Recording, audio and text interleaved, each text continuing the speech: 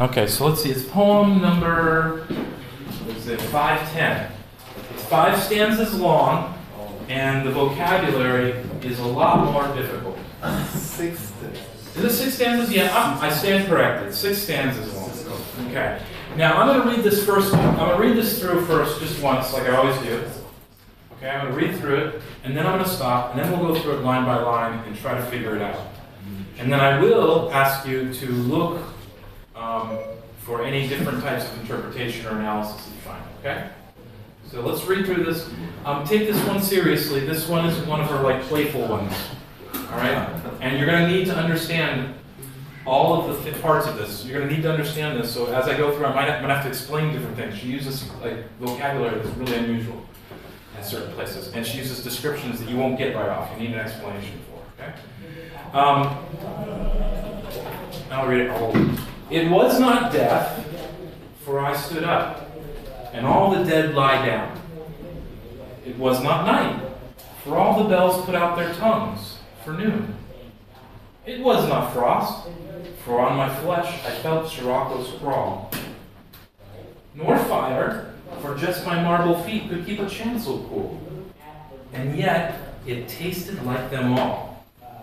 The figures I have seen set orderly for burial reminded me of mine, as if my life were shaven and fitted into a frame, and could not breathe without a key.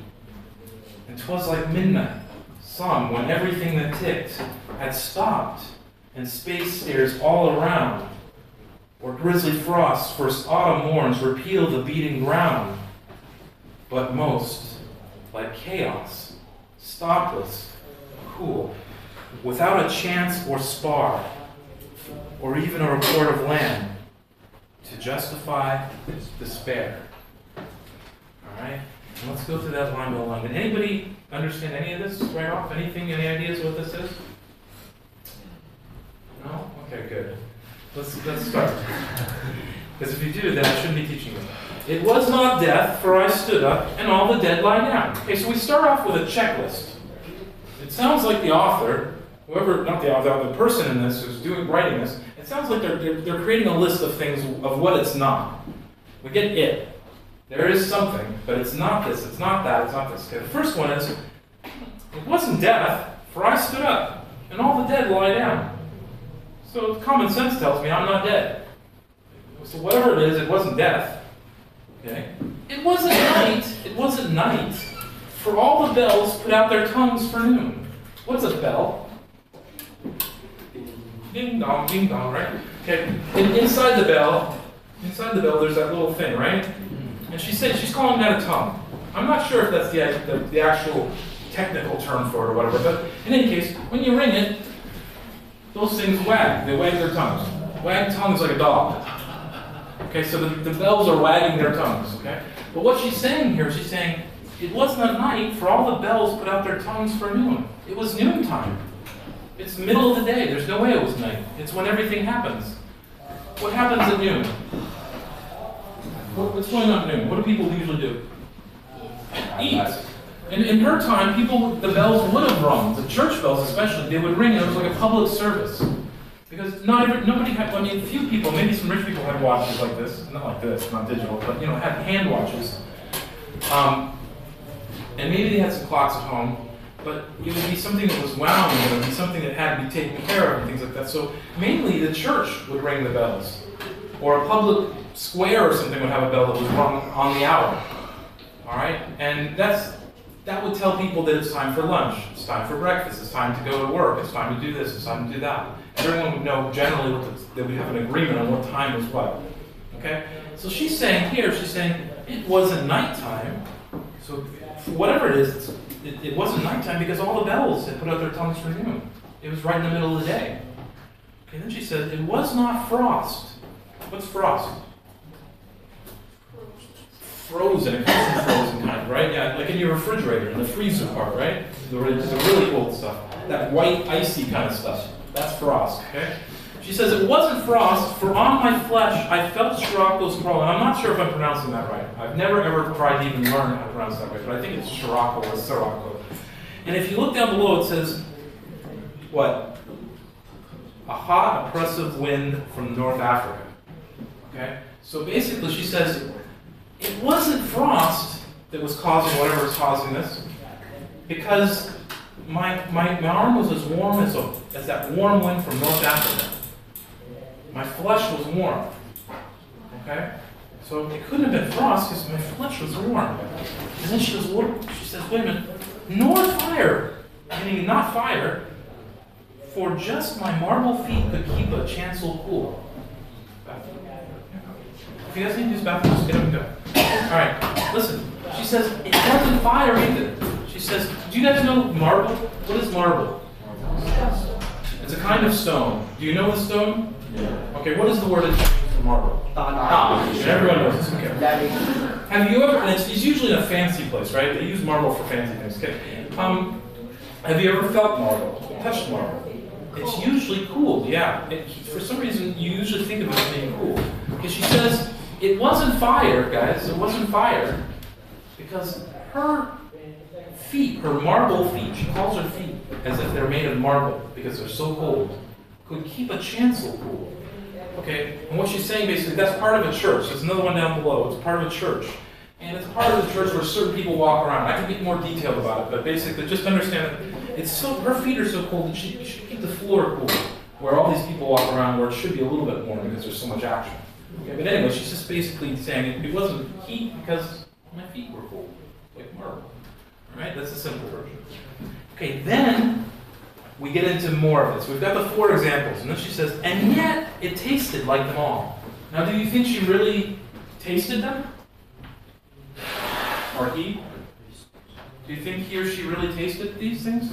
Can you taste fire? No. Can you taste frost? No. Can you taste, what is death? No. Can you taste night? No. Okay, so what does she mean by that? Felt, yeah. She felt all of this. Okay? But we do say sometimes, like, I tasted the fear. I tasted the fear in the room. The fear was so palpable, I could taste it. Meaning, like, you know, it's a poetic way of saying, hey, please sit up. Okay. Here we go. So she says, I tasted them all. The figures. Now she goes into something that's kind of creepy. And she says, the figures that I have seen at burials. So what she's talking about here, she says all in a row. She says basically, I've seen people being buried. I've seen funerals. Do you know what a funeral is? Yeah. Everybody knows what a funeral is, right? Has anybody been to a funeral? No? Okay. Has anybody seen a body put into the ground? Or put into a tomb or anything like that? Or burned? Or in the movies. In the movies, okay, yeah. Okay, you've seen it in the movies, but you haven't seen it around. She's saying she's seen it. Now remember, Emily Dickinson's time, people died early, and people died often. People died early and often. There are many diseases. People had multiple children often. Many families would have had 12, 13, 14 children. I'm not joking. Because children died. And you needed to make sure you had enough people after you died to carry on the family name and keep the family land and protect each other. And even though that child might live to grade 12, till 12 years old, they might die. Another one might live to 20. Another one might live, lucky if they made it to 50. Okay? Times were hard. They weren't easy. Emily Dickinson was a part of a privileged class. Her father was a legislator. Okay, so he had money and everything. They didn't need so many children. But a lot of poor families would have a lot of children. And it's the same thing today. When I taught in the Middle East, I taught really, really rich students, but they still had this habit from when they were poor, generations earlier, of having 12 or 13 children. You guys usually don't have a brother or sister. Some of you do, a few because of the new rules, right? It was exactly opposite in the Middle East when I was there. When I was there, if you met somebody, they would have their first name, their father's name, their grandfather's name, their great-grandfather's name, this name. They would have like 8 or 9 names, and some of them even longer. And they would have, like, you'd say, how many brothers do you have? 6. How many sisters do you have? 7. Okay. And guess what? You'd meet like 2 of their brothers and like 10 of their cousins in your next class, the very next year. I was there for like 8 years. So I mean, you met like the whole family after like 3 years. And you'd see the father and go, well, which kid are you here for this time? Okay.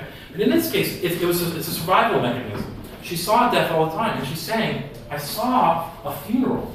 I've seen funerals, and it feels like that. It feels like I'm looking at my own funeral. The feeling of, okay, I'm going to stop right now. I'm going to tell you something that you need to know. Everyone agrees, basically. I mean, I'm sure there's one or two people who don't know. But pretty much, if you look up the analysis of this, they're all going to say this is about Emily Dickinson. This is one of the few times Emily Dickinson is clearly writing about herself. Okay?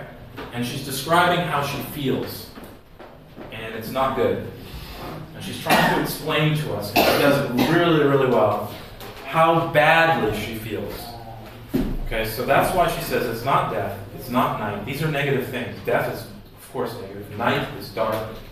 Okay, fire and ice, you weren't those, even though she's feeling them. And now she's talking about a funeral. She says, I've seen all these funerals. I've seen the way they put the bodies and they put these figures and everything. And it reminded me of my own funeral. It reminded me of my own death. All right? And she said, as if my life were shaven and fitted to a frame and could not breathe without a key. So it was as if somebody had taken my life and shaved it off. You know what it means to shave? To cut off. To shave is like the shaver you use to shave your beard, okay? To cut something off. Taking your life, taking all of your life and shaved it, okay? And taking pieces of your life and forced it into a frame. Now when I say a frame, some of you might think like a picture frame, right? Okay, most people, not most, I'm saying, there are arguments, it's well believed. I'm sorry, I have allergic. Allergy. Yeah. You need to go to a doctor? Oh, You need to go to a doctor or not? I need to find the swimming. Okay, go find swimming. Okay, guys, let's go back to this real quick. Guys? Mr. Sick, you need to go find Mr. Shuming. Let's go. No talking. You're so sick, you need to go right now. We can come back to this later. Alright. Listen. Let's get back to this. This is really important, okay? So I want you to focus on this. She's talking about death now. She's talking about her own death. She feels almost as if she's dead. That's how bad she feels. She feels like she's seeing her own funeral. Okay? When she's trying to describe herself. And she says, it's as if someone took all the little pieces of my life and ripped them off, cut them off, and forced them into a frame. Not the frame of a picture, maybe the frame of a coffin. You know what a coffin is? It's a wooden box that they put the dead body in. Okay, it's as if someone took all my life and pushed me into a coffin, and I'm laying in a coffin now, and I can't breathe without a key. I have to open the coffin. And one of the things that's interesting here about the breath thing is that when you meet people who have social anxieties, they get things called panic attacks or anxiety attacks whenever they're in public or they feel like they're going to have to be in some situation they don't want to be in. And many of these people actually go to the hospital the first couple times they feel this. People take them because they feel they're having a heart attack. And it really feels to them like a heart attack. And they end up taking them to a hospital, and the hospital says, yeah, okay, your pulse is a little high or whatever, but then they do what they call an EKG, and it turns out the heart's absolutely healthy. And the doctor goes, okay, what's stressing? What's wrong? What's happened to you in your life or something like that? And they find out, and then they have to tell them, explain to them what's going on. And maybe you need a little therapy, or maybe you just need to calm down. And that usually right away will stop the person. When you're afraid that you're having a heart attack, you intend to make it even worse. Heart attack? You get more excited, okay? She's explaining she has this feeling all the time. That her heart's just beating uncontrollably. She can't breathe. That's how bad it is. That's how scared she is. Okay? And it was like midnight, when everything that is ticked has stopped. Anything that makes a noise, the clocks, everything, people walking around, animals. It's the opposite of noon. At midnight, nothing happens. Everything's quiet. During the day, like right now, if we were to stop, we could hear Mr. Micah's class. We could probably hear stuff outside if they were building something. If students were walking through, we could hear their footsteps. At nighttime, all that stops. If you were in this room at midnight, there would be nothing. It'd be totally dark and just dead. And that's what she's saying. She's saying, my life is like that. My life is like this room at midnight. It's nothing. It's nothing. There's nothing in there. Nothing. It's not even negative. It's so empty. And she said, just space. All right. Space or grizzly frost first autumn mornings. Now, grizzly frost. Grizzly means like horrible. Horrible frost. It's like a horrible frost. So when you think of frost, you think of cold. A horrible cold feeling. Okay? Autumn and like autumn mornings. Okay, what happens in autumn? The season of autumn starts something. What happens to trees in autumn? What do they do? The leaves fall down. Yeah, the leaves change color and fall down. Things start to die. She feels like she's dying. It's like autumn mornings when you see snow and you see trees and leaves and animals dying. Okay? That's how she feels inside. And then she says, the first autumn mornings that repeal the beating ground. In the autumn, things stop moving. When it's cold, things stop moving. That's physics right there for you. When it's cold, things slow down. All right? She's saying it's so cold and so whatever that even if there was something that would be coming up through the ground, a noise, footsteps, whatever, the amount of negative space and cold and all this stuff she would repeal it, would push it back. Would push it back. She can't even get close to something because if something tries to get close, it's going to get pushed back by this horrible, horrible feeling of space and emptiness. All right, and then the final one, she says, this is where you really get a sense of it. She says, but most, meaning like mostly, like chaos. What's chaos? What? A mess. What else? Anarchy. You said something right? Chaos means no control. It's the opposite of order. Anything and everything can and will happen. Okay, if you feel like you're in chaos, you feel like you have no control. You don't have any control. So she's got all these horrible feelings and she feels out of control. She can't do anything. She can't even move. Okay, and it says here, stopless and cool. Chaos is stopless. It's endless. It continues on and on and on and on and on. All this stuff's going on around her and yet nothing's happening. And she feels horrible and she's having heart palpitations and she feels like she's pressured into a small space. Alright? And it says cool, because it's cool. It's negative. Without a chance or spark. Now these are parts of a ship. Okay, and what these parts of the ship do, in a ship back then they would have the mast. We would have the sail. You know what a sail is? A big piece of cloth that would let the wind pick it up and move it, right? And then there'd be like a spar or things that she could have grabbed. She's saying, I didn't have anything to grab onto. There's three things she's looking for. One, I had nothing to hold on to. Nothing to hold on to. She's talking about her life. The ship is her life. And she's talking about her life and she's saying, I didn't have a ship. And on my ship, it was just going. My ship was just moving. But there was nothing that I could hold on to while the ship was going back and forth. And she says, also, basically, there wasn't a sail. Okay, there wasn't some big thing that allowed me to steer my ship. I couldn't steer my ship. My ship just went where it went. My life just goes wherever it wants. I have no control. I have nothing to hold on to. And then finally, if you've ever seen like a cartoon or a movie with those old ships, the big ships with the sails, they'll have scenes where they have way up top on where the sail is, there's a little like round basket or something. And a person will be in there with a spyglass. And he's always looking. And then they change people every once in a while. And whenever they see land, he goes, land, ho, or something like that. And that person's whole job is to keep looking for land or other ships.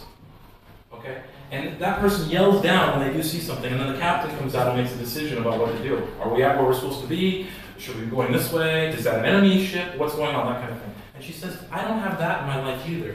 There's no one up there looking out for me. I don't have control. I have nothing to hold on to. I have no control. My life is just going everywhere, and there's no one else to help me. I have no one to help me. I'm all by myself. And then she says at the very end, I have none of this to justify despair. This is all about despair. This is about being not sad, not hopeless, but sad and hopeless. So much so that she feels incredibly awful. She feels that she's dead. She can't breathe. She breathes irregularly. She feels like there's space around her that pushes other things away. It's just the worst feeling on earth.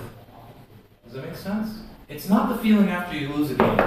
It's not the feeling when, I don't know, when you hurt your knee or something like that. It's not the feeling when you get an F on a test. Okay? This is a feeling when, for instance, in my case, I've had this feeling recently, when my wife left me. She took off. She abandoned me. After 19 years of marriage, she took off. And I just hit rock bottom.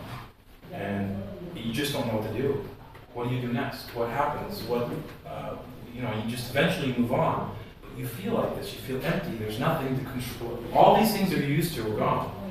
Okay, you probably, if some of you maybe have had a brother, sister, or family member die. There are parents out there who've had their children die young, and they'll never know if that kid who could have gone on and been very successful and been a happy, happy person. It must be a horrible, horrible feeling. And I'm not wishing this on you, but I'm saying sometime in your life you're going to get this. It's not sadness, it's not hopelessness, it's despair.